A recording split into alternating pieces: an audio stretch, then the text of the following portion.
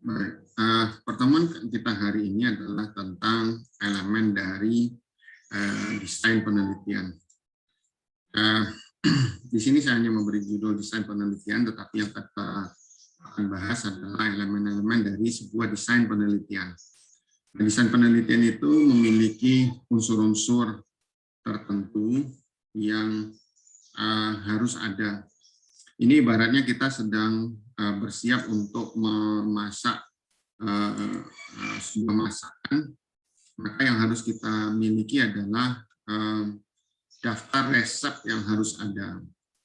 Kenapa harus ada daftar resepnya itu, daftar bahan-bahan baku dan kemudian urutan prosesnya harus ada, karena salah satu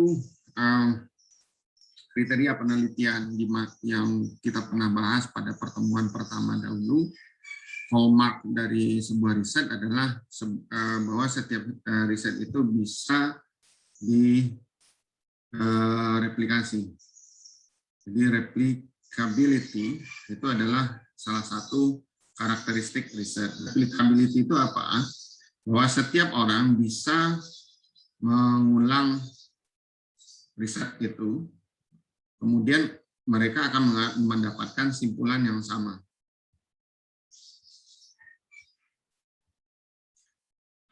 Prinsip ini sangat penting karena tanpa ada prinsip ini, tanpa dipenuhinya prinsip ini, maka riset Anda itu akan dipertanyakan orang kesahihannya, kevaliditasnya, hanya karena riset Anda tidak bisa diulang atau diverifikasi oleh orang lain setelah Anda, atau dicoba dalam lingkungan lain oleh orang lain setelah Anda, sehingga mereka tidak bisa memastikan apakah simpulan Anda itu sama atau tidak. Nah, salah satu contohnya adalah yang dulu saya berikan adalah ketika Anda pergi ke seorang dukun berobat, lalu dia memberikan kepada Anda 7 lembar daun, 7 tetes air, lalu 7 jenis batu, misalnya, lalu disuruh Anda bawa pulang, dan semua itu harus Anda misalnya taruh di sebuah tempat atau Anda bakar dengan kemenyan di waktu tertentu, lalu kemudian Anda sembuh. Nah, kalau orang lain kemudian mengikuti apa yang dilakukan oleh dukun tadi, cari 7 lembar daun, dari 7 tetes air, dari 7 macam sumber, dari 7 jenis batu, dari 7 sungai misalnya, lalu diulangi lagi untuk orang yang lagi sakit itu, dia tidak akan mendapatkan hasil yang persis sama, gitu. Malah mungkin akan dikira gila, gitu kan. Nah, tapi kalau misalnya Anda membaca sebuah buku resep, lalu buku resep itu memberikan resep gula 1/4 kilo, tepung terigu 1 kilo, ditambah telur 7 butir, ditambah garam 1 sendok, kemudian telur diaduk bersama dengan tepung dan gula, lalu lakukan ini, lakukan itu, masukkan ke oven selama sekian menit, suhu sekian, maka hasilnya adalah kue. Gitu. Nah, siapapun yang kemudian mengikuti buku resep itu akan menghasilkan kue yang persis sama, atau setidaknya mendekati kue yang disebutkan di dalam buku resep tersebut. Nah, riset juga seharusnya begitu. Desain penelitian ini adalah komponen utama dari sebuah penelitian yang akan menjadi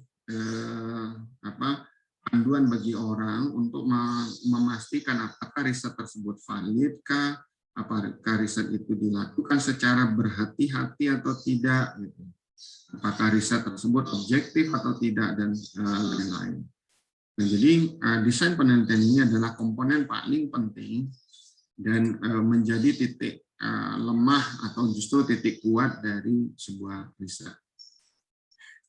Nah, desain riset itu ada pada posisi di sini, ada posisi ke-6 dari tahapan riset. Jadi desain itu, perumusan desain itu adalah satu langkah sebelum kita mulai melakukan pengoleksian data atau pengumpulan data, analisis dan interpretasi data kemudian.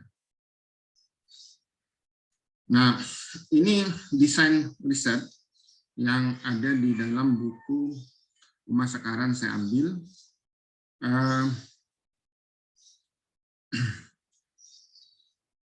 Desain riset ini semua yang terlihat di sini, kecuali problem statement dan data analysis. Ini adalah bagian dari desain riset. Yang kita akan bahas hari ini adalah semua yang kotak yang ada di abu-abu ini. Tujuan penelitian bisa ada ada 3 nanti, kemudian jenis investigasinya, kemudian kedalaman keterlibatan peneliti di dalam riset, kemudian setting atau suasana riset, unit analisisnya, dan terakhir horizon waktu. Desain penyampaian nanti akan kita bahas dalam satu pertemuan tertentu. Cara pengoleksian data, pengumpulan data juga pertemuan lain, dan termasuk juga pengukuran di pertemuan yang lain. Jadi hanya yang berwarna abu-abu ini yang kita akan bahas hari ini. Namun semua desain-desain itu adalah apa yang ada di layar Anda, kecuali data analisis dan problem statement. Nah, purpose of study atau maksud penelitian itu ada setidaknya 4 ini. Pertama adalah exploratory study, kemudian descriptive study, hypothesis testing, dan case study analysis. Riset-riset mahasiswa S1 umumnya adalah pada yang nomor 3 ini. Nomor 2 juga ada, nomor keempat ini juga ada, tapi umumnya pada nomor 2 ini. Ini lebih disebabkan karena para dosen itu memiliki training atau latar belakang pendidikan yang cenderung pada pengujian hipotesis. Nah, exploratory study ini ada beberapa ciri di sini yang menunjukkan dia adalah exploratory study. Pertama, tidak banyak yang diketahui tentang situasi yang sedang dihadapi, dilaksanakan atau ditujukan untuk mendapatkan pemahaman lebih baik tentang sifat dan masalah karena masih sedikitnya studi yang mungkin dilakukan. Fakta sudah ada, tapi informasi lebih banyak masih dibutuhkan untuk mengembangkan rangka konseptual. Ini sebagai contoh saja, yang aktual di kita itu adalah tentang COVID-19. Pengetahuan tentang COVID-19 ini terbatas. COVID adalah coronavirus ya. COVID itu kependekan dari coronavirus disease ya, disease COVID. Nah, coronavirus sendiri itu sudah ditemukan sejak 1900-an kalau saya tidak salah ingat, atau awal-awal 1900-an, awal abad lalu ini coronavirus ini sudah ada dan sudah ditemukan. Penyakit yang ada sehubungan dia juga sudah ada. Nah, masalahnya adalah ini adalah sebuah varian yang muncul di 2019. Nah, varian ini, pengetahuan tentang varian ini tidak banyak yang diketahui. Betul ya? Yang sudah diketahui adalah virus corona yang sudah ada. Sifat-sifat virus corona sudah diketahui, tetapi belum yang untuk 2019. Sehingga riset-riset yang kemudian ada dilakukan adalah untuk mendapatkan pemahaman tentang sifat dari masalah, yaitu misalnya virus corona ini, karena sedikitnya studi yang mungkin telah dilaksanakan di area tersebut. Pada tahun lalu, saya dan teman-teman di jurusan itu melaksanakan studi yang sifatnya begini. Kami ingin tahu ketika di tengah semester, jadi baru berjalan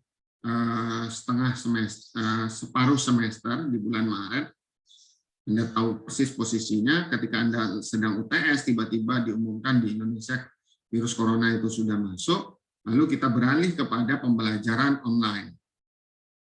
ketika saat itu baik mahasiswa maupun dosen itu hanya sebagian kecil yang sudah menikmati atau belajar atau menyesuaikan diri dengan cara pembelajaran online tersebut. Nah, tiba-tiba kita harus melakukannya, berubah dari offline menjadi online. Anda yang biasanya ketemu teman untuk kemudian berdiskusi di kampus, tidak lagi bisa bertemu teman Anda, lalu Anda tidak lagi bisa berdiskusi di kampus, Anda berdiskusi secara online. Anda bisa, misalnya bisa bertemu muka dengan dosen di kelas dan bisa melihat bagaimana misalnya Anda bersikap di dalam kelas, tidak lagi bisa. Gitu. Nah, keterkejutan tersebut, keterkejutan kita sebut surprise itu, keterkejutan kita beralih ke media online tersebut, kami teliti karena kenapa? Belum ada pengetahuan sebelumnya tentang peralihan studi dari offline ke online secara tiba-tiba. Mahasiswa di universitas terbuka misalnya di UT, itu mereka secara sadar masuk ke UT yang memberikan pembelajaran online. Tapi mahasiswa Universitas Andalas misalnya datang ke Universitas Andalas mendaftar, lalu kemudian kuliah dengan asumsi bahwa mereka akan melaksanakan kuliah secara offline. Mereka universitas sendiri tidak menyiapkan diri dengan kemampuan infrastruktur untuk online, kecuali yang dimiliki hanya sebuah LMS gitu yang kita namanya dengan iLearn. Nah, saat itu tidak ada studi yang sudah meneliti topik ini, tidak banyak data yang bisa dikumpulkan, tidak banyak acuan yang bisa atau pengetahuan yang sudah dimiliki. Anda mungkin menjadi sebagian dari sampel kami mungkin pada tahun yang lalu, dan beberapa universitas peneliti lain dan universitas yang ada di Indonesia juga melakukan penelitian tentang topik ini. Nah, itu contoh exploratory study. Jadi exploratory study tersebut kata kuncinya adalah bahwa belum banyak yang diketahui tentang situasi yang sedang terjadi, sehingga studi tersebut digunakan untuk mendapatkan pemahaman yang lebih baik di area tersebut. Nah, fakta memang sudah tersedia, tetapi informasi masih dibutuhkan untuk bisa memahaminya secara lebih baik. Baik, untuk tipe ini ada pertanyaan enggak?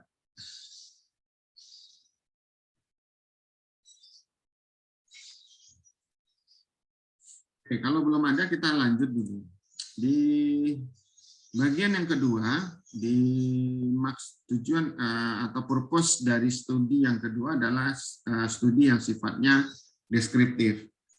Nah, studi deskriptif ini tujuannya adalah memberikan profil atau menggambarkan aspek-aspek relevan dari fenomena yang sedang diminati. Data bisa ditampilkan untuk membantu memahami karakteristik suatu kelompok, membuat dugaan tentang berbagai aspek dari situasi, bisa menawarkan ide untuk penelitian lebih lanjut, atau membantu membuat keputusan sederhana tertentu.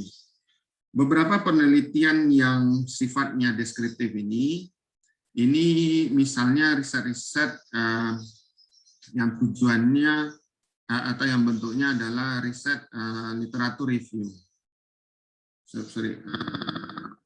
Bukan literatur review, riset yang critical review.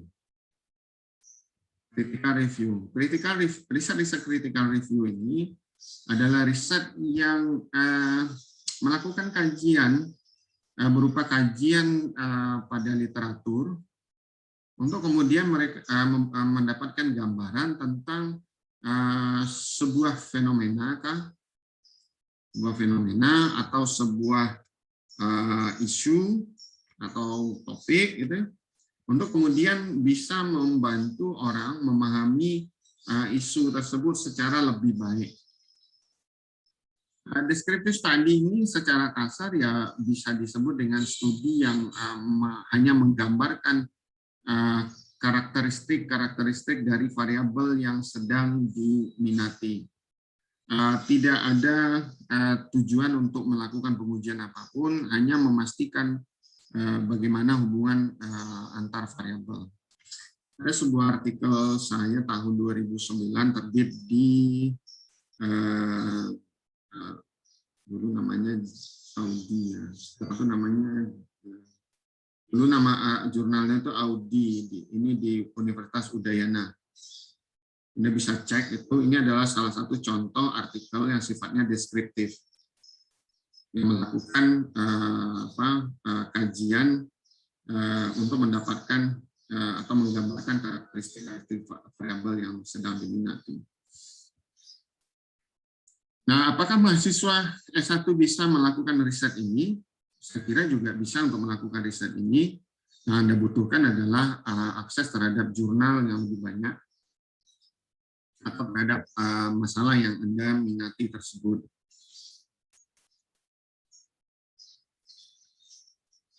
Kemudian yang ketiga adalah hipotesis testing. Nah, hipotesis testing ini adalah tipe penelitian atau sifat penelitian di mana Anda tujuannya misalnya menjelaskan sifat sebuah hubungan. Misalnya Anda ingin tahu ketika metode ajar akuntansi itu diubah,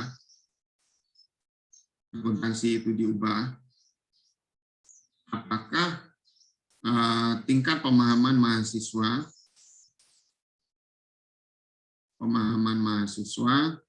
itu bisa meningkat atau tidak. Jadi teknik pengajaran di akuntansi tertentu, misalnya sebuah mata kuliah itu diubah, apakah tingkat pemahaman mahasiswa terhadap mata kuliah itu menjadi berubah atau tidak. Kita ambil contoh misalnya metode ajar yang diubah itu, kalau di dalam cost accounting Anda diajarkan diajar hanya dengan membayangkan bagaimana sebuah pabrik bekerja.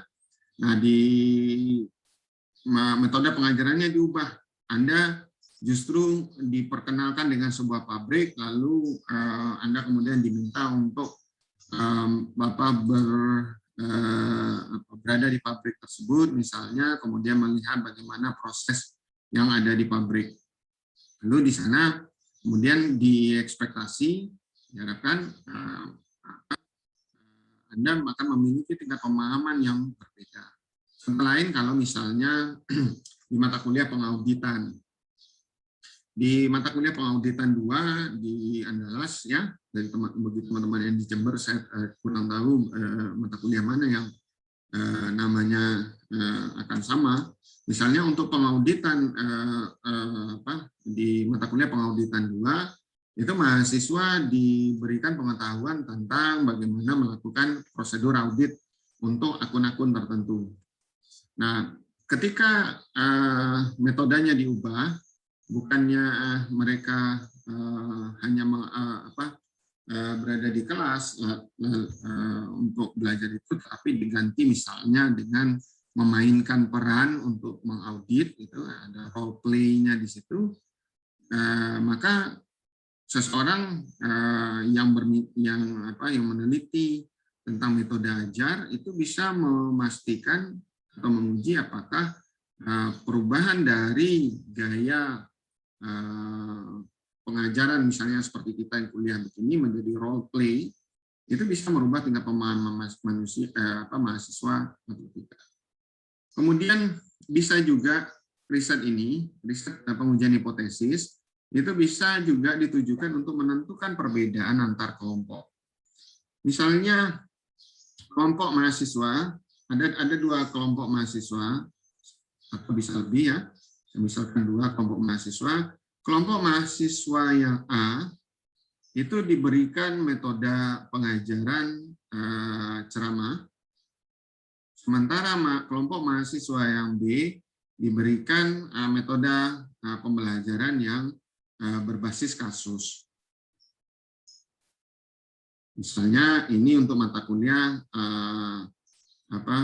cost accounting.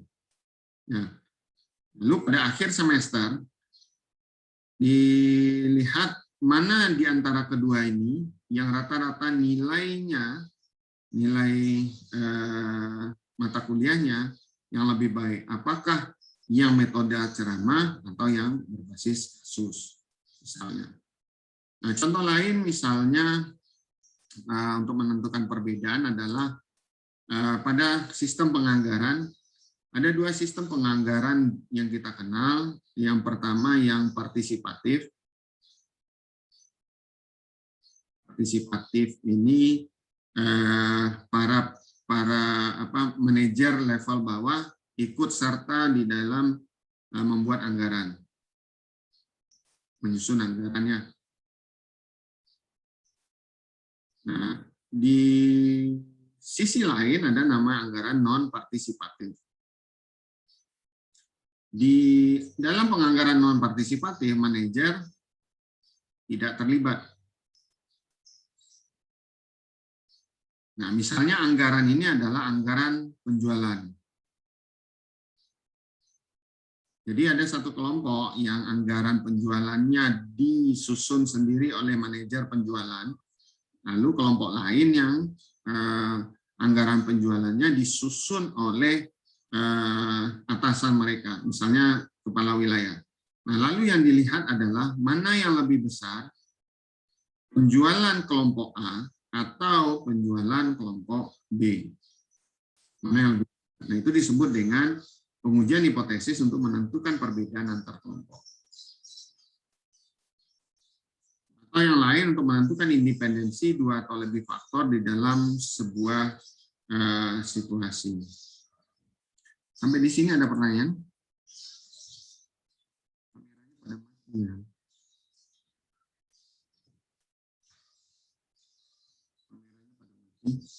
Ada pertanyaan? Ini yang tadi saya sebutkan, kita tiba-tiba kita sebenarnya tidak siap untuk daring, tiba-tiba daring, ada infrastruktur yang tidak siap, ada yang kitanya yang tidak siap. Gitu. Pak, mau nanya, Pak. Silakan, ini siapa? Yang tadi tentang descriptive study itu, Pak.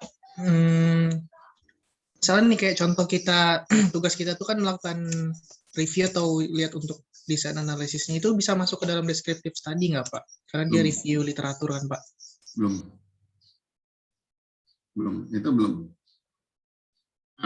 Descriptive study, saya bisa contoh lihatkan nanti ya.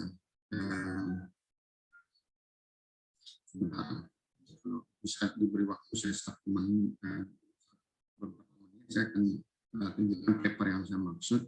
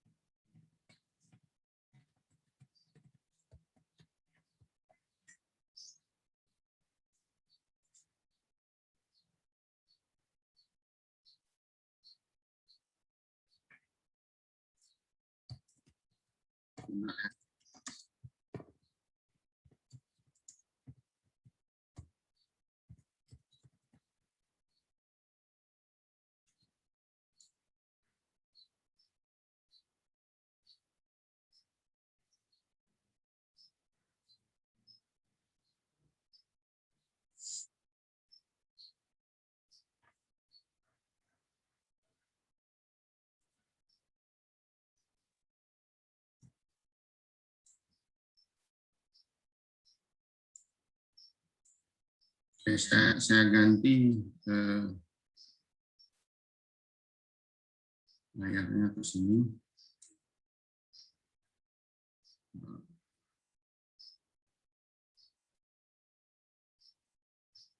Oke. Ini ada sebuah artikel saya yang terbit di jurnal, dulu namanya Audi, sekarang kemudian dia ganti. Ini adalah sebuah artikel yang saya tulis berdua, adalah sebuah esai tentang pengukuran kualitas audit. Isu yang kami angkat di sini adalah bagaimana kualitas audit tersebut seharusnya diukur dan praktiknya diukur oleh orang-orang di dunia. Dunia itu maksudnya adalah di dunia akademik. Nah, tujuan kami di sini adalah untuk itu. Jadi tulisan ini membahas tentang isu kualitas audit. Isu ini menjadi penting karena setelah keruntuhan kantor akuntan Andersen,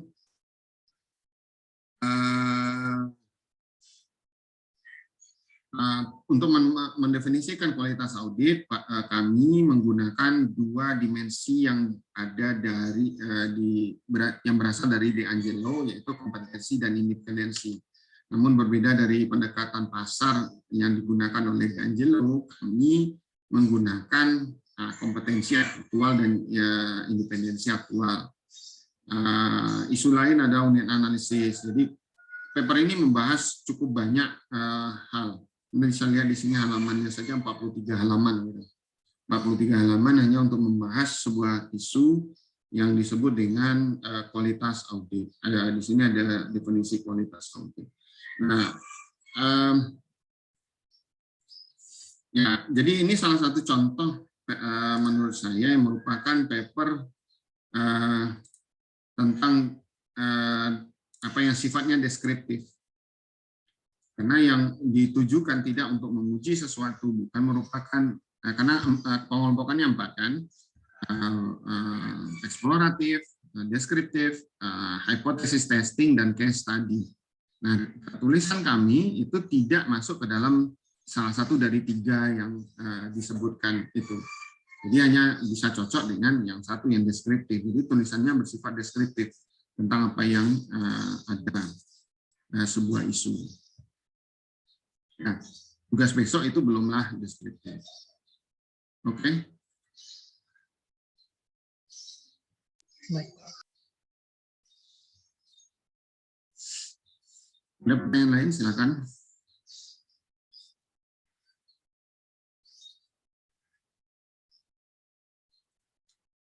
Oke, kita lanjut dulu. Kemudian yang keempat, di layar seharusnya sudah terlihat PowerPoint-nya, adalah case study analysis. Di sini analisisnya itu berbasis kasus. Ada sebuah kasus, lalu kasus itu yang kemudian ingin didalami untuk mendapatkan pemecahan masalah terhadap kasus tersebut. Nah, studi kasus ini bisa dijadikan juga sebuah teknik atau tujuan untuk menulis skripsi, asalkan memang kasus tersebut dianalisis secara baik. Saya belum pernah baca, tapi teman-teman yang di Jember itu coba akses sebuah skripsi yang diterbitkan sekitar 3 tahun yang lalu atau 2 tahun yang lalu oleh mahasiswa Ubaya, Universitas Surabaya. Judulnya adalah Akuntansi untuk Tuyul. Nah, dengar Enrico, itu heboh di Jawa Timur, akuntansi untuk tuyul. Sampai-sampai Pak Menteri, Pak Muhammad Nasir itu ikutan ngomong. Sebenarnya, risetnya itu tidaklah aneh. Mereka, si peneliti itu, mahasiswa S1, itu ingin menentukan product cost dari sebuah barang yang tidak ada nilai pasarnya. Tuyul tidak ada nilai pasarnya kan? Berapa harga seekor tuyul atau sesosok tuyul? Tapi tuyul itu diperdagangkan oleh masyarakat. Masyarakat kita sampai hari ini masih memperdagangkan hal-hal yang tidak logis. Kalau Anda pernah dengar itu sendok pedagang nasi itu bisa dihargai mahal. Sendok yang digunakannya untuk ngambil lauk itu. Kalau Anda pernah makan nasi kapau, itu bahwa sendok si pedagang itu panjang sekali untuk bisa meraih ke sekeliling tempatnya. Tapi saya tidak tahu apakah sendok dia itu termasuk sendok pedagang nasi kapau termasuk. Tapi ada kelompok pedagang yang sendok yang untuk ngambilnya itu setelah dimantrai macam-macam, itu harganya bisa bisa sangat tinggi. Padahal ya itu dari kayu dan tempurung. Nah, topiknya hanya itu, case study gitu. Jadi itu adalah bentuk salah satu case study. Kalau Anda bisa mencari skripsinya, coba baca, itu mungkin menarik. Karena sebenarnya banyak lain yang benda-benda yang tidak jelas tapi kita beri nilai. Ada orang mencari batu di dalam sungai, kebetulan waktu batunya berwarna hijau, ada merah, ada yang kuning, lalu diasah, dipecah, diasah dengan besi, lalu disebut batu cincin yang mahal, namanya macam-macam. Saya pernah ke gedung rektorat di Universitas Brawijaya, itu di lobi rektoratnya itu ada 2 lemari yang isinya batu-batuan mulia dari sekeliling Indonesia. Salah satunya yang saya lihat itu ada lumut Sungai Dareh gitu. Nah, padahal diperdagangkan di pedagang batu itu mahal-mahal. Oleh Brawijaya dipajang begitu saja di ruang tamu mereka. Di lantai dasar lagi. Tidak di depan ruang rektor yang dijaga atau terbatas aksesnya, tapi di tempat yang. Nah, ini itu adalah contoh case study analysis. 2 mahasiswa saya kemarin itu meneliti tentang aspek keuangan, terutama potensi kebangkrutan dari 4 BUMN konstruksi di Indonesia. Jadi ada 4 BUMN, Wijaya Karya, Waskita Karya, Pembangunan Perumahan, dan Adikarya. Itu BUMN yang diberi tugas oleh pemerintah untuk membangun di berbagai proyek pemerintah. Nah, pembangunannya tentu membutuhkan dana. Nah, mereka mengecek bagaimana perusahaan-perusahaan tersebut dari sisi keuangan, apakah mereka mampu untuk bertahan atau tidak selama 10 tahun itu. Nah, riset mereka menunjukkan bahwa potensi penurunan kinerja perusahaan-perusahaan tersebut sudah terlihat sejak beberapa tahun yang lalu. Dan saat ini mereka sudah kesulitan keuangan yang sangat besar. Nah, itu contoh case study analysis. Baik, untuk yang pertama ini ada pertanyaan atau tidak? Silakan kalau ada.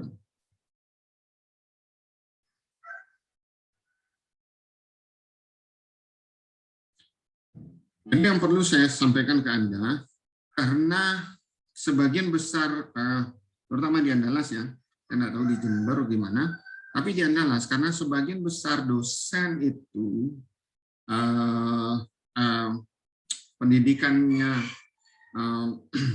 berbasis sains, hanya beberapa yang tidak berbasis sains atau kapan, maka kemungkinan besar topik yang akan dibimbing oleh mereka adalah topik yang ketiga ini, yaitu hipotesis testing.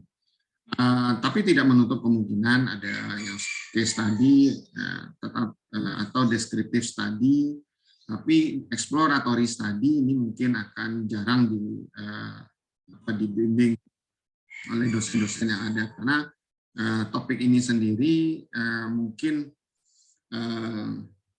perlu pengalaman yang berbeda dari seorang peneliti untuk bisa melihat sesuatu yang sifatnya eksploratory atau dikategorikan sebagai peristiwa yang membutuhkan riset yang eksploratory sifatnya.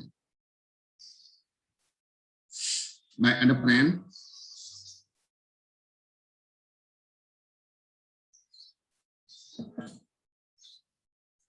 Oke, kita lanjut. Kemudian ada tipe investigasi, ada kausal, ada korelasional. Kausal, nah ini catatan penting yang mesti Anda ketahui untuk mengatakan sesuatu itu kausal atau korelasional. Pertama, untuk sebuah studi kausal ya, pertama adalah bahwa X dan Y, jadi X ini X sama dengan variabel independen, Y itu variabel dependen. X dan Y itu harus sama-sama bervariasi. Artinya bahwa ketika X naik, di saat yang lain atau setelahnya, Y juga naik atau Y itu turun. Tetapi tidak bisa Y itu tidak berubah. Jadi tidak bisa X naik atau X turun, Y itu diam-diam saja. Oke, ini kayak orang cowok naksir cewek, cowoknya gelisah, ceweknya juga ceweknya nggak ngerti-ngerti gitu. Yang perempuannya cuek-cuek aja, bukan pura-pura, malah sama sekali tidak peduli gitu. Nah, X dan Y harus sama-sama bervariasi. Tidak bisa X berubah, Y tidak berubah, harus berubah. Nah, yang kedua, X harus terjadi, atau variabel independen itu terjadi lebih awal daripada variabel dependen. Artinya, perubahan X itu terjadi pada T1, sementara perubahan Y terjadi pada T2. T1 itu bisa misalnya ini pagi hari, ini sore hari, atau siang hari. Ini pada jam 10, ini jam 10.00, ini 10:10. Variabel Y bisa pada pukul variabel X bisa pada pukul 10.00 detik 01, ini pada pukul 10.00 detik 02. Ya, harus terjadi X dahulu baru Y. Tidak bisa sebaliknya. Tidak bisa X terjadi belakangan daripada Y. Kemudian, ini syarat yang ketiga, X dan hanya X yang menyebabkan perubahan Y. Artinya tidak boleh ada variabel lain selain X yang menyebabkan perubahan Y. Saya tidak bisa memberikan contoh peristiwa di mana urutan kejadiannya itu seperti tadi. Pertama, X yang terjadi, kemudian disusul oleh Y. Dan hanya X yang merubah Y.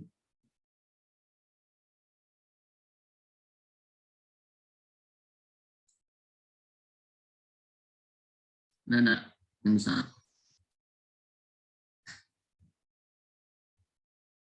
Grafika, apa contoh yang bisa? Saya tidak berikan contoh. Sebuah peristiwa yang urutannya terjadi begitu. Peristiwa pertama terjadi, baru peristiwa kedua yang terjadi. Lalu hanya karena peristiwa pertama lah peristiwa kedua terjadi. Charger pada laptop, Pak. Ntar dulu saya nanya Rafika, Anda masuk-masuk aja.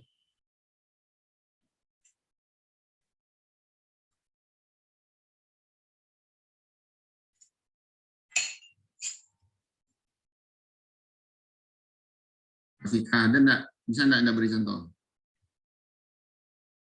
Saya ambil acak aja ya.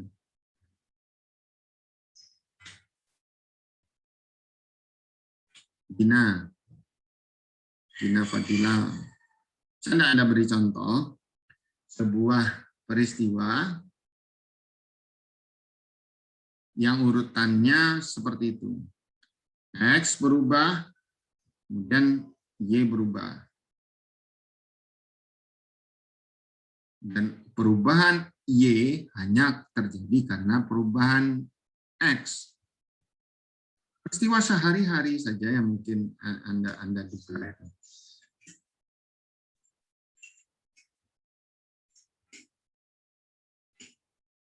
Saya dikasih uang oleh orang tua saya, maka saya senang, Pak. Nah, kan itu begitu. Anda tidak senang duluan sebelum dikasih uang, kan?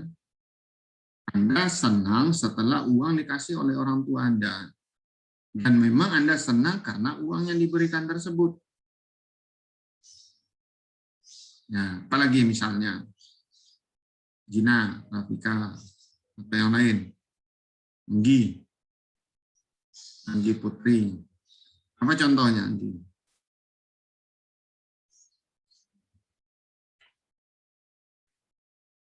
Saya lapar, saya makan, maka saya kenyang, Pak. Ya kan betul. Dan hanya karena saya makanlah saya kenyang, bukan karena saya lihat makanannya, tapi karena saya makan.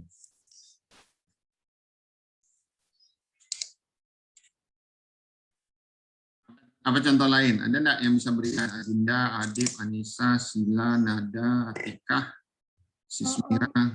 Ya, siapa? Silakan. Orang sakit, Pak. Ya. Minum obat. Minum obat. Terus? Dia sakit, terus minum obat baru sembuh, Pak. Dan hanya karena dia minum obat, maka dia sembuh. Iya, Pak. Asumsinya ya. Harus asumsinya seperti itu, bahwa hanya karena dia minum obat itulah dia sembuh. Bisa jadi dia sembuh karena yang ngantar itu dokter yang dia tunggu-tunggu ngirim obatnya. Langsung sembuh dia. Karena perawat yang dia tunggu-tunggu ngantarkan obat itu datang, maka dia sembuh. Bukan karena obatnya. Obatnya ya tepung gitu. Yang diantar itu adalah placebo, obat yang tepung yang dibentuk-bentuk menyerupai obat. Ada yang lain? Silakan. Kita berlatih untuk melihat suasana riset itu seperti apa. Bilqis misalnya apa? Angin, Hafid. Contohnya Pak. Ya, Bilqis. Karena adanya wabah COVID-19, maka kuliah diadakan online. Itu ya. Kalau bukan karena COVID, maka kita tidak akan online. Ya benar. Karena kita takut sebenarnya dengan wabah ini, maka kita ini. Karena ada orang yang berani. Gitu. Sampai sekarang dia kebal dengan COVID. Yang kena COVID itu umumnya pakai masker. Ya. Saya pakai masker kemana-mana kena COVID. Apakah karena memakai masker maka kena COVID? Bisa enggak? Ada contoh lain? Anissa, Sila, Sri Wahyuni, Silvani, ada enggak contoh lain? Pelan-pelan kita lihat apa peristiwa. Gimana, Pak? Apa? Kalau demo gitu, Pak, misal kayak terjadi perubahan kebijakan pemerintah gitu, Pak. Terus Ini siapa yang ngomong? Enggak muncullah kelihatan. Chelsea, Pak. Oh, Chelsea. Apa contohnya Chelsea? Kalau demo gitu bisa, Pak. Misal Iya, kayak gimana? terjadi perubahan kebijakan sama pemerintah, terus nggak setuju masyarakat, terus muncullah demo gitu, Pak. Ya, syaratnya kan tadi urutan waktunya satu, kemudian X dan Y harus sama bervariasi.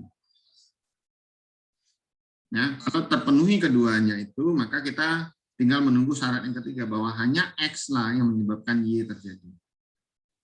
Jadi demo terjadi karena adalah karena pemerintah, kebijakan pemerintah, dan hanya karena kebijakan pemerintah itulah demo itu terjadi. Itu syaratnya. Contoh lain, misal.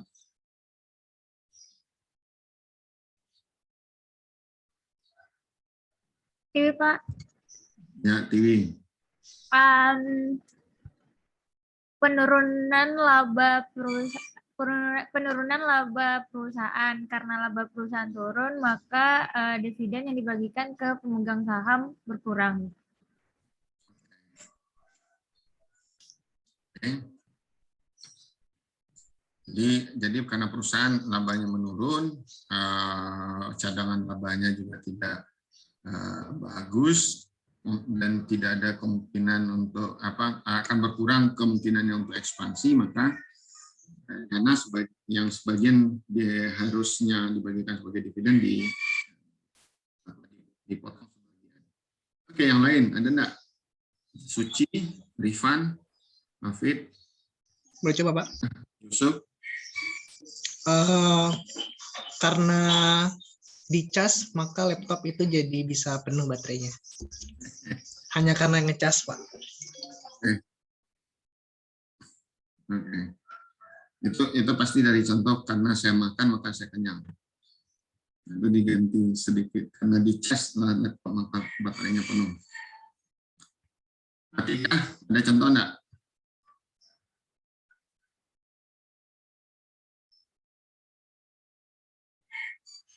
Silvani, Anggi, Pak. Anggi, Hanya karena iklan penjualan meningkat. hanya karena iklan. Oh, berarti Anda memastikan ya bahwa iklan dan hanya iklan yang menyebabkan penjualan meningkat. Iya, Pak. Ya, oke. Baik. Nah, itu tadi adalah contoh. Jadi penting ini ya. Ada 3 syarat hubungan sebab akibat itu. Pertama, X dan Y harus bervariasi bersama. Sama-sama bervariasi, bukan bervariasi bersama, sama-sama bervariasi. X berubah, Y berubah. Tadi terakhir Anggi, iklan berubah, penjualan berubah, ya. Iklan ditambah, penjualan bertambah. Itu harus syaratnya. Harus ada bukti bahwa memang ketika ketika iklan ditambah, maka penjualan bertambah. Itu syarat pertama. Syarat yang kedua adalah iklan dulu, baru penjualan naik. Kalau Anda tidak beriklan, penjualan tidak naik. Maaf. Itu menjadi hubungan sebab akibat. Harus dilakukan iklan dahulu, baru yang diamati itu adalah perubahan penjualan. Ya, baru yang teramati itu adalah perubahan penjualan. Bukan perubahan penjualan yang teramati dahulu, baru teramati perubahan iklan. Jadi kita tahu bahwa perusahaan mengeluarkan biaya iklan, dan setelah perusahaan mengeluarkan biaya iklan, kita ternyata melihat, oh, sales-nya meningkat. Gitu. Ya, tidak kita lihat lebih dahulu di data perusahaan bahwa sales-nya naik 10%, baru kemudian kita lihat data, 2 minggu atau 3 minggu setelah penjualan naik, perusahaan beriklan. Tapi sebaliknya, perusahaan ada pengeluaran iklan duluan, baru ada catatan bahwa kinerja sales-nya menaik. Nah, yang ketiga ini adalah syarat yang paling berat di dalam riset keperilakuan, di dalam riset ilmu sosial. Bukan keperilakuan, tetapi dalam riset ilmu sosial. Bahwa bahwa variabel independen tersebut, dan hanya dialah sendirian yang menyebabkan Y berubah. Di contoh Anggi, itu ada harus dikunci bahwa biaya iklan dan hanya biaya iklan yang menyebabkan kenaikan penjualan, tidak karena hal yang lain. Gitu. Kalau misalnya gini, penjualan naik, biaya iklan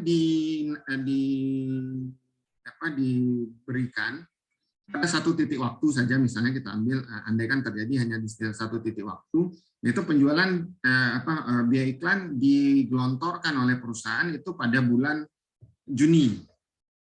Maka lalu penjualan yang kita lihat, kita berteori bahwa 1 bulan setelah biaya iklan digelontorkan, maka kemudian penjualan naik. Jadi kalau di bulan Juni ada biaya iklan, maka kita akan melihat efeknya, seharusnya melihat efeknya pada bulan Juli. Oke? Pertanyaannya adalah, apakah kita bisa yakin bahwa biaya iklan ini sendirian yang menyebabkan kenaikan penjualan di bulan Juli? Ada waktu 1 bulan. Pertama, kendalanya adalah ada waktu 1 bulan antara Juni ke Juli, ya. Yang kedua adalah harus ada keyakinan bahwa tidak ada pengaruh lain yang menyebabkan penjualan naik. Apa contohnya pengaruh lain yang menyebabkan penjualan naik? Saya tanya sendiri ke Anda sekarang, Anggi. Anda beli laptop Anda sekarang, apapun mereknya itu, setelah Anda lihat iklannya atau enggak? Kan? Ya, ya apa enggak? Siapa dari Anda, atau saya tukar pertanyaannya, siapa dari Anda yang membeli handphonenya sekarang ini setelah melihat iklan handphone tersebut? Ngacung tangan. Ada. Maka kalau begitu adanya, riset yang atau hipotesis yang diajukan oleh Anggi tadi harus dikontrol kondisinya. Harus dipastikan bahwa kondisinya itu adalah hanya biaya iklanlah yang ada di antara bulan Juni ke Juli tersebut.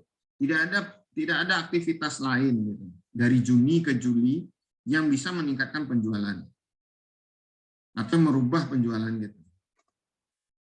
Nah, riset seperti ini, riset kausalitas itu harus memenuhi ketiga ini, dan itu ketiga syarat ini berat. Beratnya kenapa? Karena Anda harus mengendalikan faktor-faktor lain gitu yang menyebabkan perubahan tersebut. Sehingga riset tipe ini tidak bisa dilakukan kecuali kalau riset itu adalah riset yang sifatnya eksperimental. Jadi ini risetnya adalah riset eksperimental. Spesifiknya harus riset yang lab eksperimen. Eksperimen ini bukan dilakukan di dalam labor ya, bukan di dalam labor kimia, labor biologi, tetapi dalam suasana di mana seluruh peristiwa itu dikendalikan secara ketat oleh peneliti. Nanti kita lihat tipe ini penjelasannya. Nah, sehingga kalau ini tidak bisa dipenuhi, yang bisa dipenuhi itu hanya dua, riset ini turun menjadi riset korelasional namanya. Jadi ketika tadi Anggi berhipotesis bahwa penjualan menaik setelah dilakukan pengeluaran biaya iklan, tapi dia tidak bisa yakin bahwa hanya karena biaya penjualan itulah maka biaya iklan itulah maka penjualan naik. Maka riset itu hanya riset yang sebutannya hanya riset korelasional. Nah, ini umumnya adalah riset-riset yang menggunakan data sekunder. Tidak menggunakan data tidak dengan desain eksperimental. Jadi riset ini sifatnya kausalitas itu hanya eksperimental. Nah, kalau Anda mau sedikit bersusah payah, coba baca artikel-artikel yang ada di koran-koran di Indonesia, mungkin sekitar akhir tahun lalu lah kali ya, Oktober Desember gitu, tentang bagaimana Bio Farma melakukan riset untuk memastikan vaksin Sinovac itu efektif dan aman digunakan di Indonesia. Tujuan eksperimen yang dilakukan oleh Bio Farma adalah untuk memastikan bahwa orang yang diberi vaksin Sinovac atau vaksin apapun ya, dalam kasus ini kan Sinovac, orang yang diberi vaksin bisa pertama misalnya tidak terinfeksi virus tujuannya, atau kalau dia terinfeksi kesakitannya, penderitaan kesakitannya itu tidak lagi sama dengan orang yang tidak kena vaksin. Tujuannya di sana memastikan bahwa vaksin dan hanya vaksinlah yang bisa menyebabkan orang tidak terinfeksi, atau kalaupun terinfeksi kesakitannya tidak sama dengan orang yang tidak pernah divaksin. Coba Anda baca itu artikel-artikel yang terbit pada masa-masa ketika itu, kalau saya ya akhir-akhir tahun 2020 ya, itu kita disuguhi dengan artikel-artikel yang membicarakan tentang bagaimana sebuah eksperimen dijalankan. Di sana dikatakan juga nanti ketika kita ada pertemuan tentang desain eksperimental, itu diberitahukan juga bahwa ada orang kelompok subjek yang diberikan dosis 5 mili, 2 mili atau berapa mili gitu, dan ada yang diberikan hanya suntikan vitamin saja. Artinya dia diberikan placebo. Kalau dalam eksperimental disebut dengan placebo, itu artinya sama dengan dia diberikan bukan obat, tetapi hanya tepung. Misalnya kalau obat itu kan kalau di dalam kapsul itu ada kandungannya. Nah, kandungan yang di dalam itu adalah obat seharusnya. Tetapi untuk ada kelompok tertentu itu diberikan hanya tepung, bisa gula atau bisa tepung sama sekali yang diminumnya, dibentuk tablet atau dibentuk kapsul. Nah, itu bentuk bentuk pengujian yang atau tipe investigasi. Hanya ada 2, kausal atau korelasional. Sebenarnya ada yang 3 pengujian perbedaan, tetapi kasarnya begini, kausal dan korelasional. Nah, studi kausal ini catatan 3 ini penting. Harus ada paham. Baik, ada pertanyaan untuk di sini? Oke, kita lanjut. Kemudian kedalaman interference ini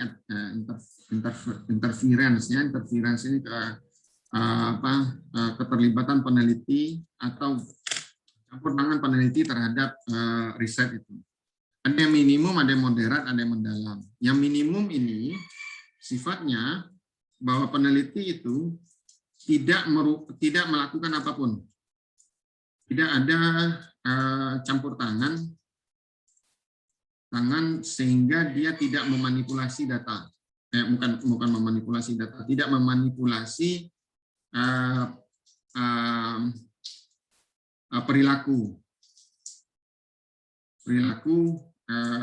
atau subjek yang dilihat. Misalnya gini, ketika saya ingin tahu tadi atau Anggi ingin tahu apakah biaya iklan yang naik akan menyebabkan sales yang naik, akan menaikkan sales, maka Anggi tadi itu hanya mengumpulkan biaya iklan dari misalnya 600 perusahaan yang ada di Bursa Efek Indonesia dan mengumpulkan sales dari 600 perusahaan di Bursa Efek Indonesia tanpa melakukan apapun lagi selain mengumpulkan data tersebut. Ini yang disebut dengan interferensinya minimum. Dia tidak merubah tidak melakukan memanipulasi perilaku subjek. Dia tidak mendorong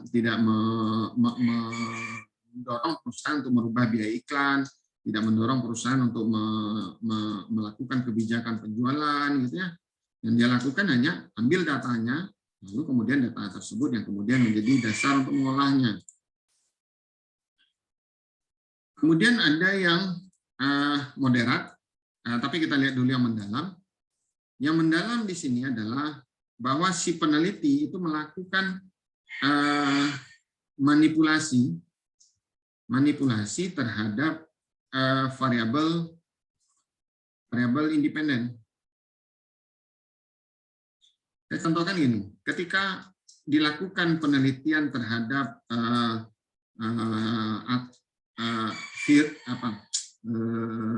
vaksin COVID-19, maka yang dilakukan oleh peneliti adalah mereka ambil sekelompok orang, katakan kabarnya kalau nggak salah sampai 5.000-an orang, 5.000-an orang di dalam kelompok eksperimen, maka mereka membaginya menjadi, katakan ya saya nggak tahu berapa, ada kelompok 1, ada kelompok 2, katakan ada 3 atau 4 kelompok.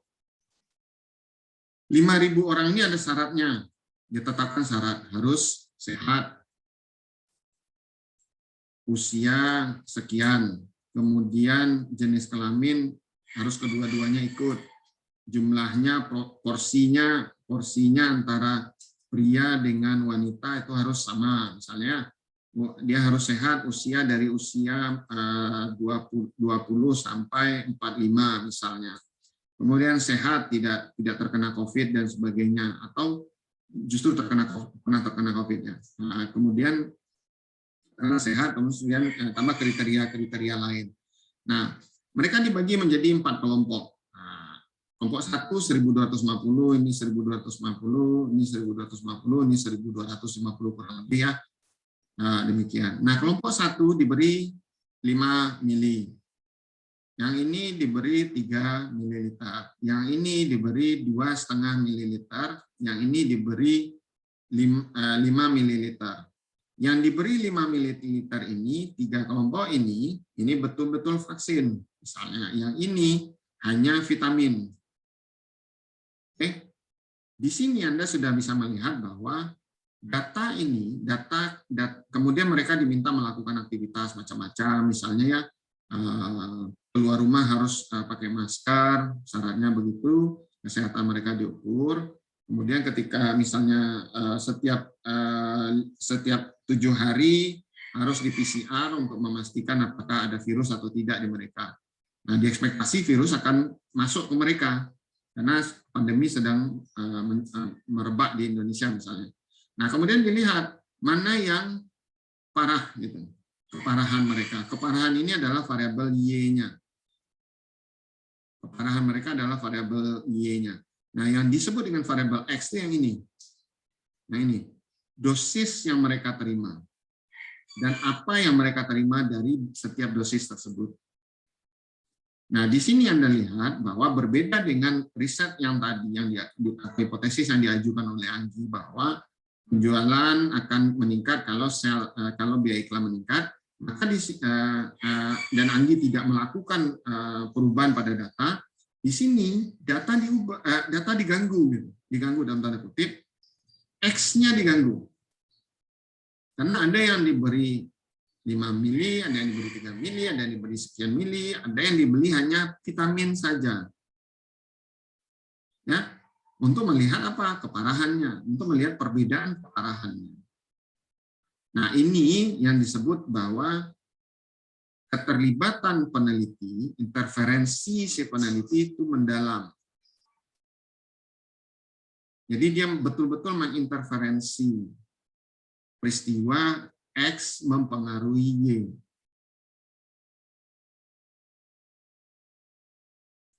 Agar apa? Agar dia bisa memastikan bahwa X dan hanya X yang mempengaruhi Y, tingkat keparahan seseorang. Nah, yang moderat berarti ada di tengahnya. Dia tidak betul-betul lepas dari data, tapi juga tidak sepenuhnya memanipulasi variabel independennya. Ada pertanyaan di sini?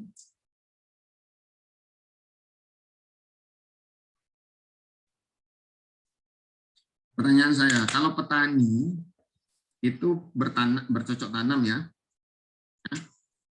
Anda yang mungkin punya latar belakang atau dekat dengan aktivitas pertanian, itu tahu bahwa tujuan bertani adalah bercocok tanam kan?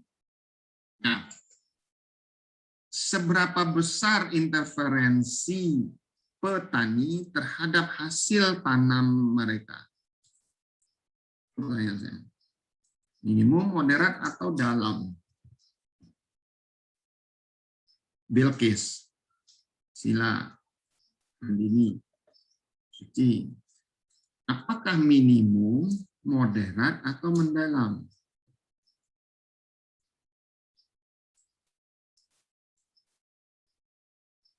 Kalau saya minimum, saya dikasih bibit oleh adik saya, bibit kailan.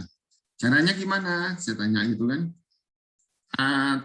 Masukkan ke dalam polybag, lalu nanti biarkan 20 hari panen. Udah saya masukkan ke polybag, lalu 20 hari saya tunggu-tunggu, nggak tumbuh-tumbuh dia, hanya sebesar togeng. Harusnya kailannya bisa 20 hari, cerita adik saya bisa sampai 1 jengkal, lalu bisa dipanen. Interferensi saya minimum gitu. Kenapa ya? Saya taruh di situ, saya biarkan aja, saya tengok aja setiap pagi. Nggak saya apa-apakan. Interferensi saya minimum. Nah, kalau petani gimana? Dinda, Anissa, kalau petani kira-kira minimum, moderat, atau maksimum?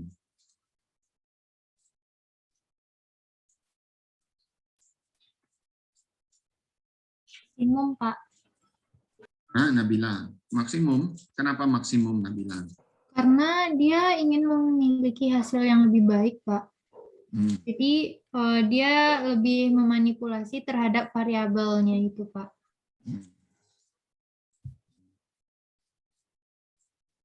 Orang tua Anda terhadap hasil studi Anda minimum, moderat, atau mendalam?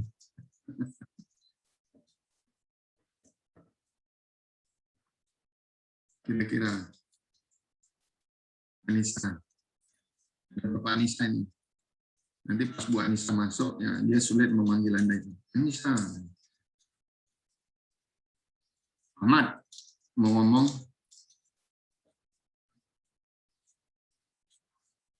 Minimum, Pak. Nggak pernah saya kasih KRS, saya nggak pernah, KHS nggak pernah diketahui, Pak.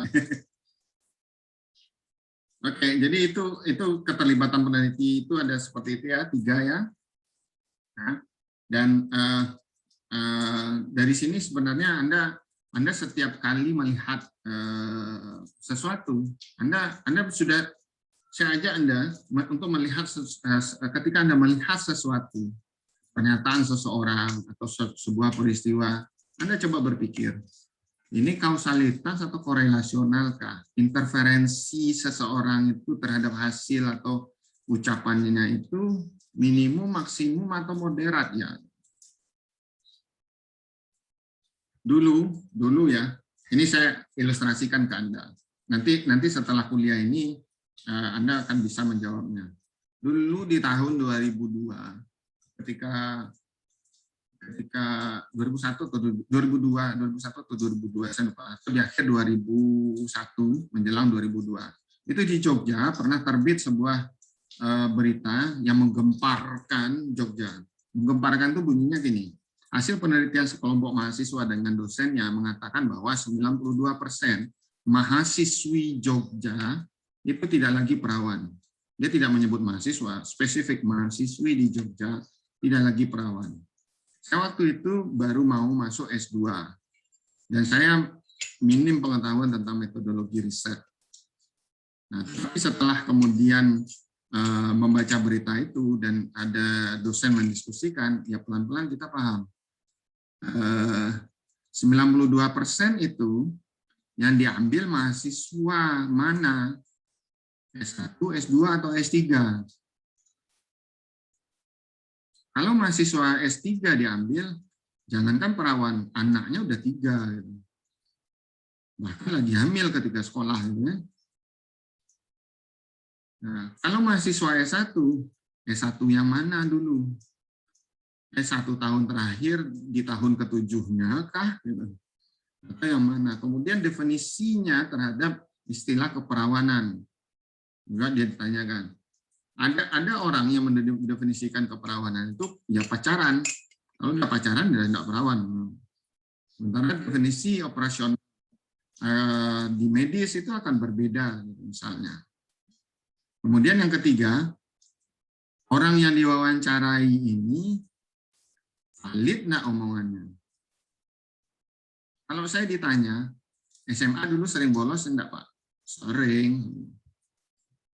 Kalau dulu kalau jajan SMA berapa? Ya 1.000. Saat itu 1.000 tinggi ya. Sama dengan 1.000 itu nasi ayam 1 piring ditambah es teh 1 gelas tambah nasi tambah 1. Itu Rp1.000.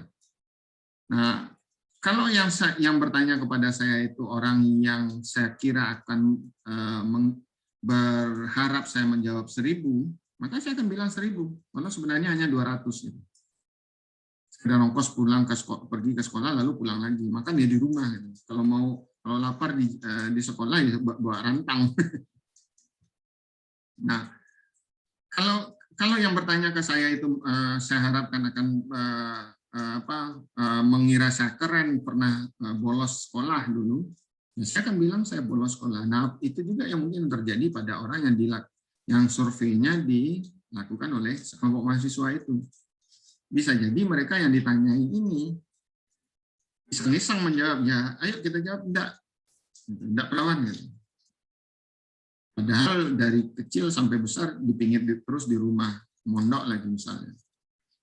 Nah, Jadi belajar metodologi penelitian itu saya mengajak Anda untuk coba juga berpikir kreatif dan berpikir agar bisa melihat secara kritis apa yang ada di sekeliling kita. Nah, misalnya gini, kenapa saya kemudian memutuskan dengan keluarga itu memvaksin diri? Ya karena saya lihat beritanya bagaimana proses pencarian vaksin itu dilakukan, metodologinya, kemudian bagaimana vaksin itu diuji, bagaimana kelompok pengujian itu dilakukan, dan seterusnya, semuanya memenuhi kaedah ilmiah. Ya kalau begitu hasilnya pasti ilmiah gitu. Kita yakini begitu, dan kami sekeluarga membuktikan gitu.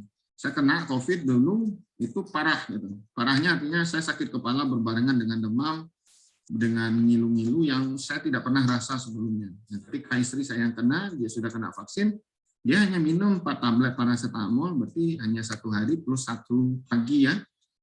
Itu dia sudah tidak demam lagi. Karena dia sudah mendapatkan vaksin. Nah, saya yang sehari-hari ada di kamar, yang ada di sebelahnya, yang kalau minum kopi kami pakai gelas yang sama, itu malah tidak kena ketika dia kena. Nah, ya berarti secara ilmiah itu terbukti. Gitu. Nah, berbeda dengan orang yang mempercayai hoax, dia sama sekali tidak ilmiah, lalu dia percaya. Gitu. Bahwa vaksin bisa menyebabkan orang meninggal. Yang tidak meninggal juga kena vaksin. Yang tidak kena vaksin juga banyak yang meninggal. Kan? Yang meninggal kena vaksin juga ada. Gitu. Tapi berapa persentase mereka? Nah, itu dosen-dosen banyak sekarang yang belum kena vaksin itu. Dan terancam tidak bisa mengajar semester depan, kecuali online. Ya, oke. Ada pertanyaan? Mau nanya Pak. Yusuf. Tadi terkait dengan Bapak bilang yang menanya apa ya, lebih ke observasi lapangan ya Pak, berarti nanya-nanya ke orang gitu. Kan itu berarti kayak Bapak bilang bisa aja orang jawab salah atau gimana nggak sesuai kan Pak. Itu cara kita sebagai peneliti untuk menguji kevalidan dari hal-hal seperti itu gimana tuh Pak?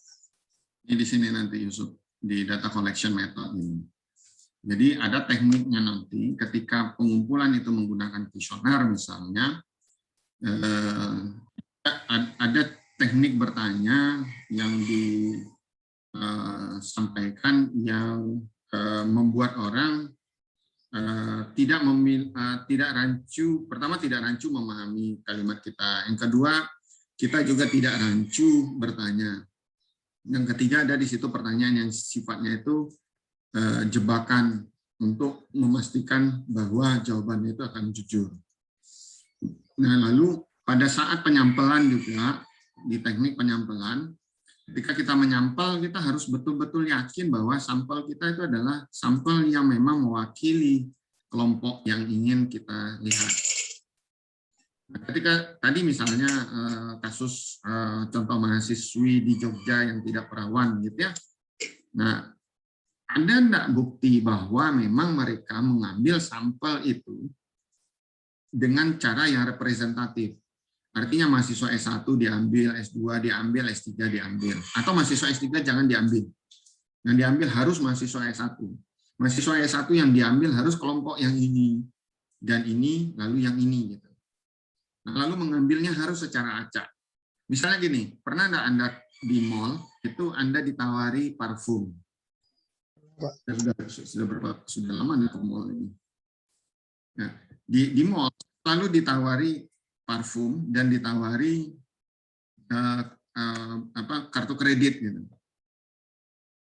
Dan mereka selalu akan kecewa karena saya tidak tertarik dengan parfum dan tidak tertarik pada kartu kredit.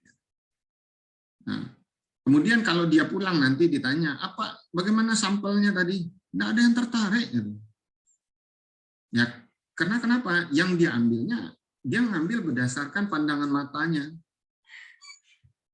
Ketika saya datang ke mall itu pakai sepatu, bajunya agak rapi, ya berpakaian rapi lah ya, dia akan tawarkan saya parfum. Tapi ketika saya pakai sendal, dia nggak pakai parfum, dia nggak akan tawari soal parfum. Ketika saya datang ke sana bawa tas, Seakan-akan pulang kuliah, dia tidak akan tawarkan saya kredit. Padahal dia tidak tahu di dalam tas saya itu uang. Misalnya seperti itu. Kelemahannya apa? Karena penyampaiannya yang keliru. Nanti kita belajar teknik penyampaiannya. Oke? Jadi teknik pengumpulan data dan teknik penyampaian itu penting sekali untuk memastikan bahwa kita memang mengambil sampel yang tepat dan mengajukan pertanyaan yang tepat kepada orang yang tepat. Gitu. Oke, baik. Kita lanjut dengan setting studinya. Ada contrib dan non-contrib. Ini maksudnya ada keterlibatan si peneliti dan keterlibatan si peneliti. Ada field study, ada field eksperimen, dan lab eksperimen. Field study ini yang sama seperti tadi di sini, interferensinya itu minimum. Kalau field eksperimen, ini ada interferensi peneliti, tapi sifatnya moderat. Dan yang di lab eksperimen ini betul-betul si peneliti itu melakukan manipulasi. Manipulasi jangan dipahami sebagai sebuah kata negatif saja ya, maknanya dua, ada yang positif, ada yang negatif. Nah, di dalam kata istilah lab eksperimen ini, manipulasi itu maknanya positif. Maksudnya adalah kita mengubah-ubah nilai X agar kita bisa mendapatkan nilai Y. Nah, lab eksperimen itu demikian, suasananya betul-betul dikendalikan. Misalnya gini, yang dikendalikan itu, misalnya gini, saya menggunakan subjek, dia tidak gunakan sampel lagi, istilahnya subjek. Subjek itu pria, lalu wanita. Lalu untuk dalam riset saya gunakan komputer, ya, berbasis komputer. Jadi game berbasis komputer. Kalau berbasis komputer tentu konsekuensinya ada tombol ya. Ada tombol, ada menu ya. Ya Ahmad ya, sambil sisiran. Ada tombol-tombol ya. Hanya virtual lah yang mahasiswa sisiran. Mahasiswi enggak sisiran. Karena jilbabnya sudah terpasang. Makanya pasang jilbab Ahmad, biar Anda enggak sisiran.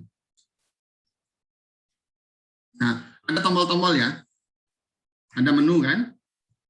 Kadang gini, ketika Anda melakukan eksperimen seperti ini, saya ingin bertanya, warna tombol apa yang harus saya gunakan?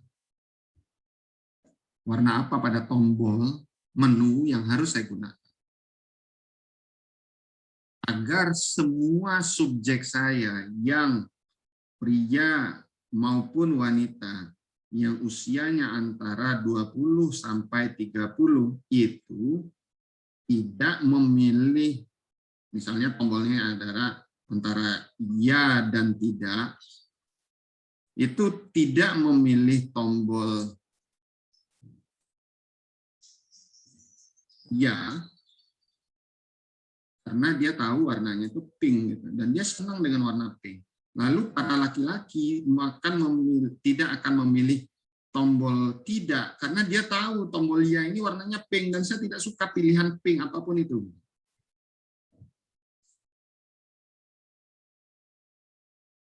Paham ya? Di dalam lab eksperimen, kita harus memikirkan sampai ke detail seperti itu. Kalau misalnya pakai game komputer, ini saya pernah melakukannya, saya pakai game komputer, itu untuk, saya punya 3 pilihan tombol. Saya punya 3 pilihan tombol. Nah, 3 pilihan tombol ini, pilihan 1, pilihan 2, pilihan 3. Macam-macam ya, tapi kita namai 1, 2, dan 3. Saya harus memikirkan, sampel saya adalah mahasiswa S1. Usia mahasiswa S1 berarti 18 sampai 23 tahun. Dia akan netral terhadap warna atau tidak, mahasiswa ini? Jujur, Ahmad, Anda netral terhadap warna atau tidak?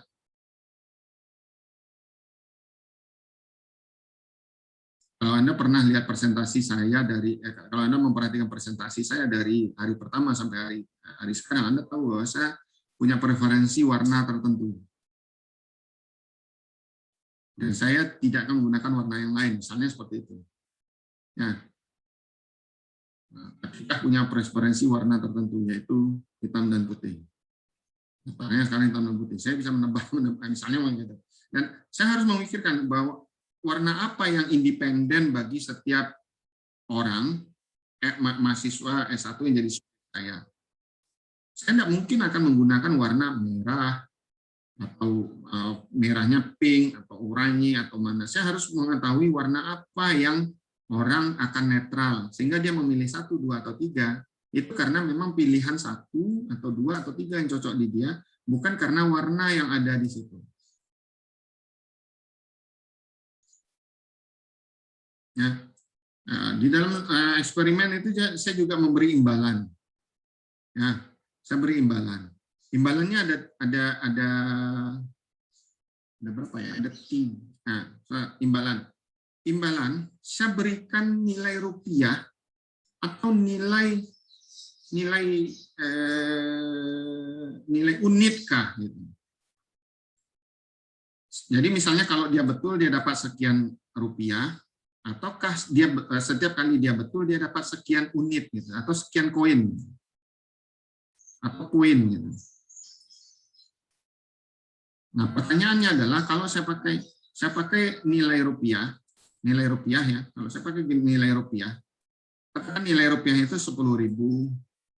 Kalau dia betul, lalu kalau dia salah dia dapat 2.000.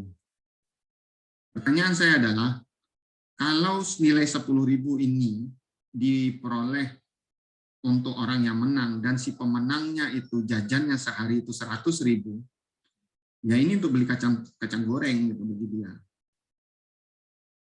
Kalau dia kalah, kalau dia jajannya sehari 100.000, lalu yang dia salahnya cuma 2.000, ini parkiran mobil saya aja 5.000. Ngapain saya dapat salah 2.000 pun tidak ada artinya.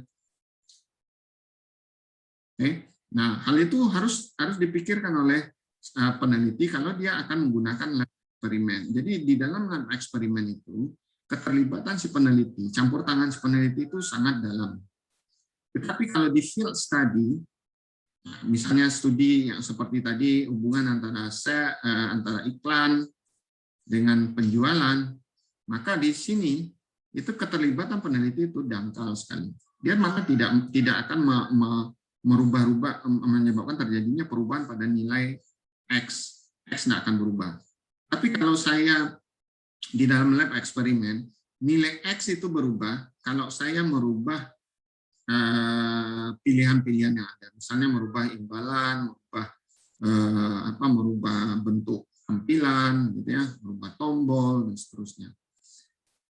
Nah, kalau misalnya nanti saya ingin contohkan juga sementara dulu kuesioner. Kalau Anda pernah ngisi kuesioner ya, coba Anda perhatikan kuesioner yang ada ke Anda itu, berapa tebalnya, berapa halaman kuesioner tersebut,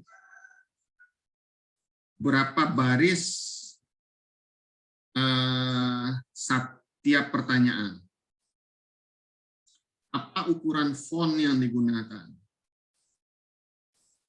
Fontnya ukurannya 12, Pak, tapi Lucida handwriting.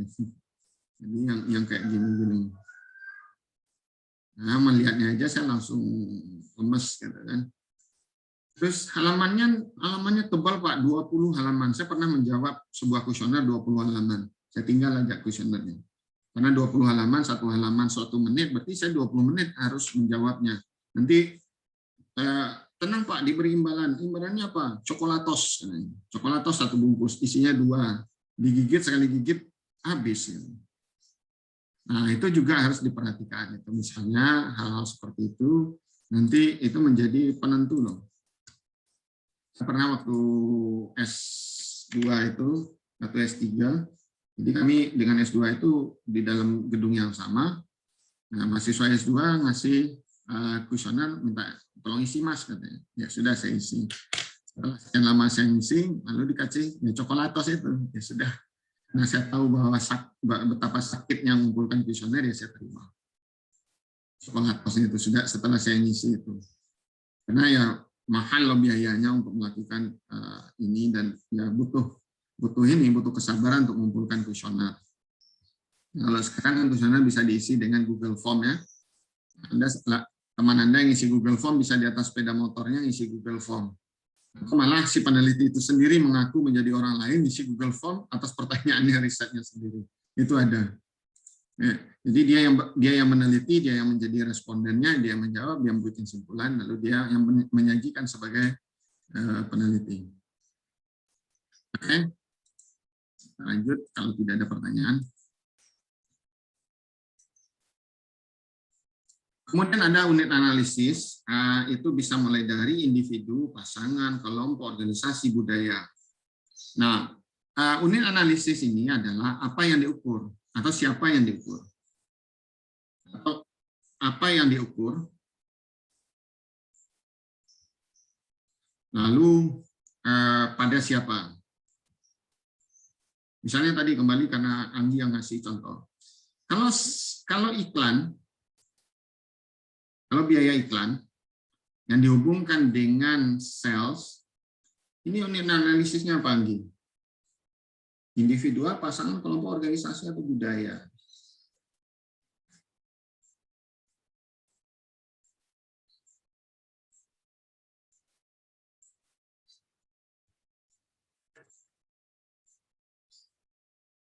Anggi? Untung sih Pak, bisa semuanya nggak? Hah? Salah satu dong. Tidak bisa semuanya. Harus salah satunya. Hanya salah satunya.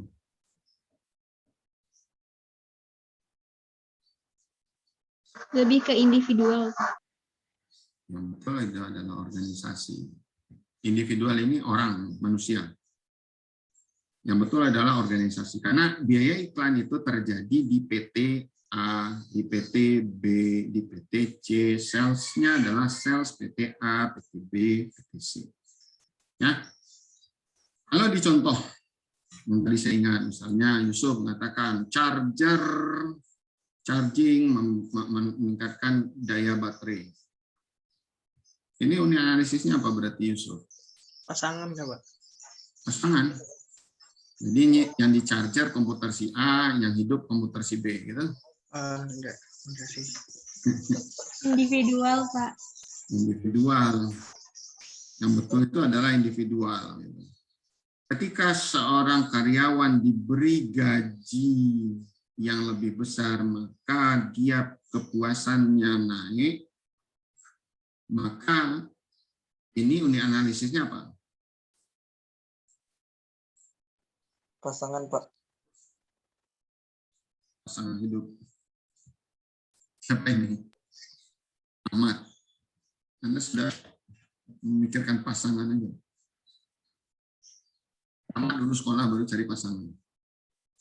Selesaikan juga pandemi dulu baru. Kalau Anda disuruh tes PCR. Salah satu kriteria calon istri atau suami baik itu adalah apa? Sehat. Ya, membuktikannya untuk sehat.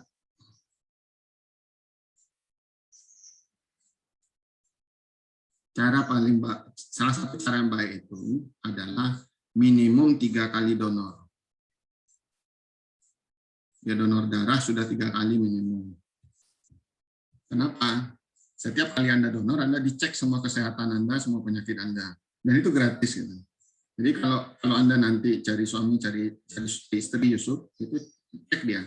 Apakah dia sudah 3 kali donor atau tidak. Lalu kalau Anda cari mertua, pasti lihat ke dia kartu donor Anda itu. Saya sudah donor 15 kali.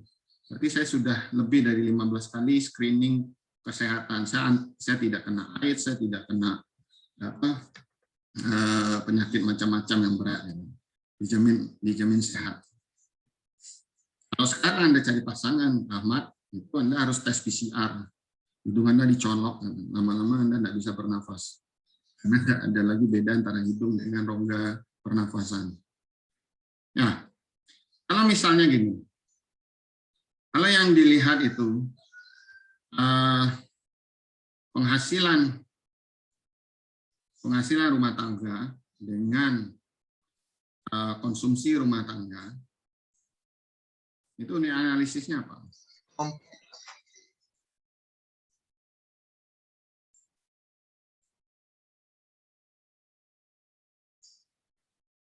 Apa? Nabila, Anggi, siapa lagi? Anista. Anissa 1, Anissa 2, Anissa Mutiara, dan Anissa satu lagi, Anissa siapa ya? Sembunyi dia. Tidak ketemu di layar saya. Anissa Mutia.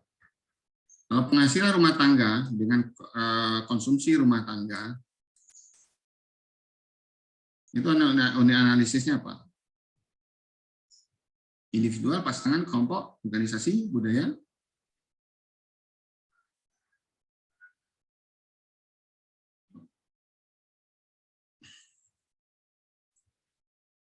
Ada yang tahu? Ada yang bisa menebak?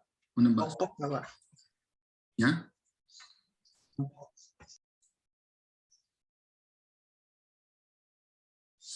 Lebih tepatnya adalah pasangan, karena di dalam rumah tangga bisa jadi si suami dan istri yang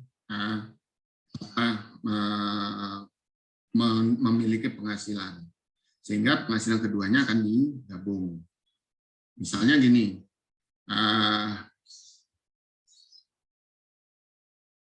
apa ya? Misalnya gini, contoh lain misalnya untuk kelompok, misalnya perbedaan antara kinerja pabrik A dengan kinerja pabrik B.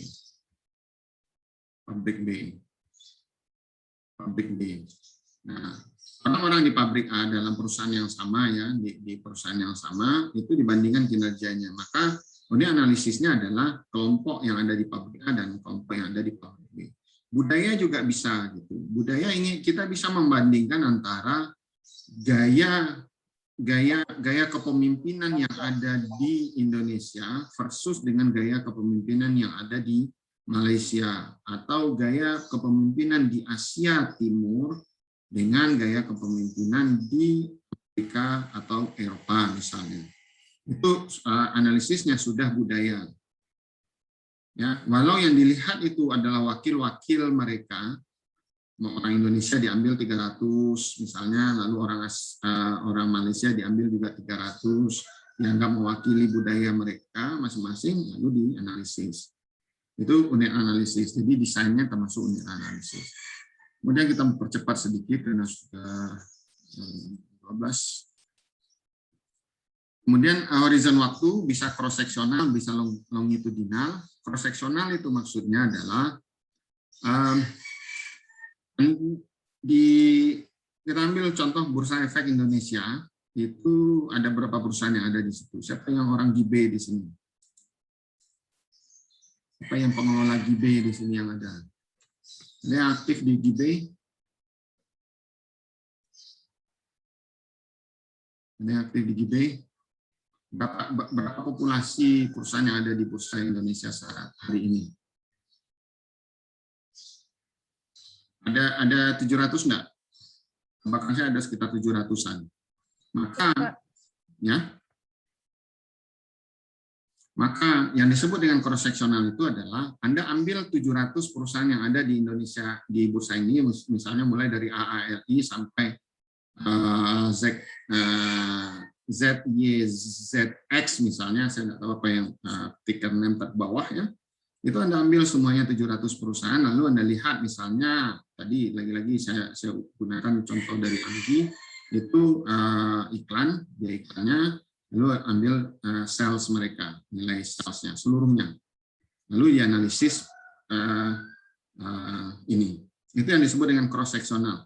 Itu untuk 2020 misalnya saja, hanya untuk 1 tahun, tapi banyak perusahaan.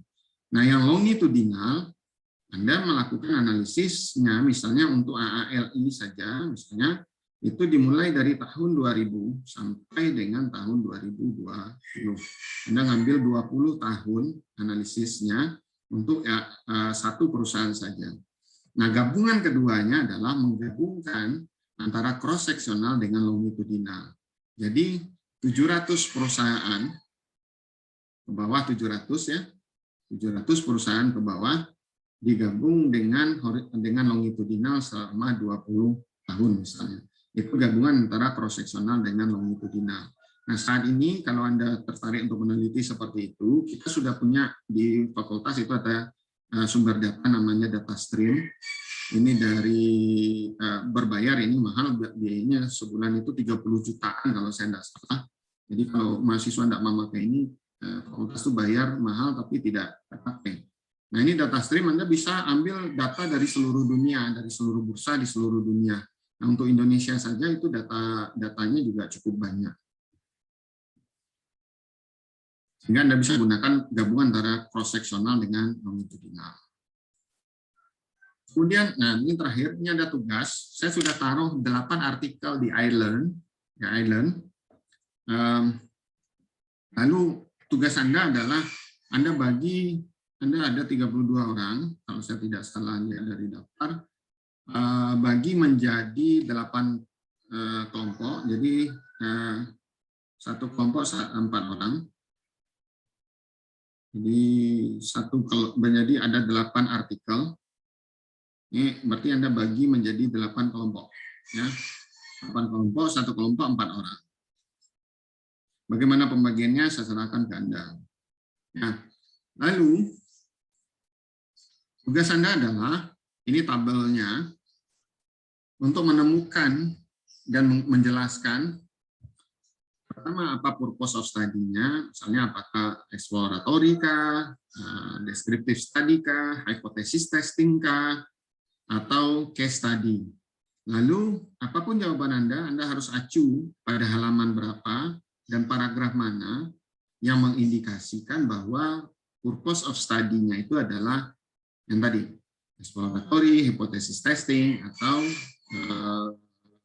case study. Kemudian tipe investigasinya, apakah kausal atau korelasional, dan di mana kita bisa temukan pada halaman berapa dan paragraf berapa.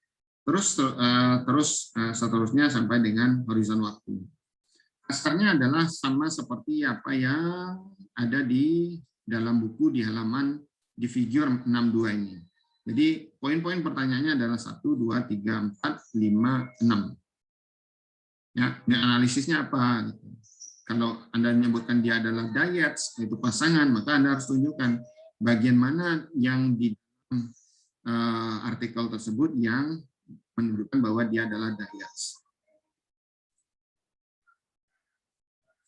Ada pertanyaan? Tugasnya 1 pekan ya.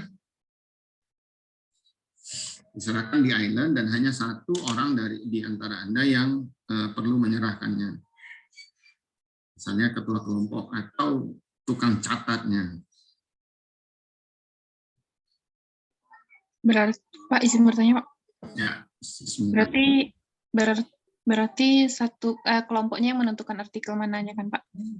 Ya, Anda berunding dong agar tidak ada kelompok yang sama artikelnya. Ada 8 artikel yang saya berikan.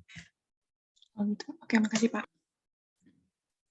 Jadi nanti Anda berunding bagi kelompok jadi 8 lalu Anda undi. Misalnya seperti itu.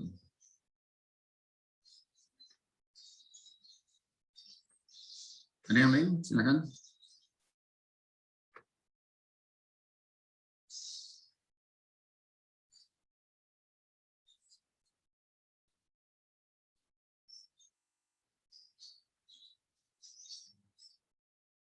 Pertanyaan? Baik, kalau tidak ada pertanyaan kita cukupkan pertemuan hari ini. Segera bagi kelompoknya ya. Nanti ini akan menjadi bagian dari tugas, akan berlanjut tugas seperti ini untuk membedah riset itu di akhir semester, sampai akhir semester. Jadi tujuannya adalah gini, saya dan Bu Nisa, tujuannya adalah agar Anda bisa pelan-pelan membedah riset. Lalu dari sana Anda bisa menemukan ide untuk melakukan risetnya, baru untuk tujuan skripsi Anda. Ya. Nanti ketika Anda selesai mata kuliah ini, Anda mengajukan skripsi, Anda sudah punya gambaran, saya bisa membedah, atau Anda sudah punya modal untuk mengajukan ide riset. Jangan mengajukan judul penelitian. Kalau judul penelitian diajukan terlalu naif rasanya bunyinya. Saya mau mengajukan judul ini ya. Judul kan bisa diubah. Tapi kalau ide itu ide lebih sifatnya lebih lebih mapan gitu, dibandingkan hanya sekedar judul. Oke, ada pertanyaan? Kalau tidak ada pertanyaan, kita cukup dulu pas jam 12 siang hari ini. Sampai jumpa pekan depan di kuliah kita ya. Oh iya, pekan depan itu saya diminta untuk memberikan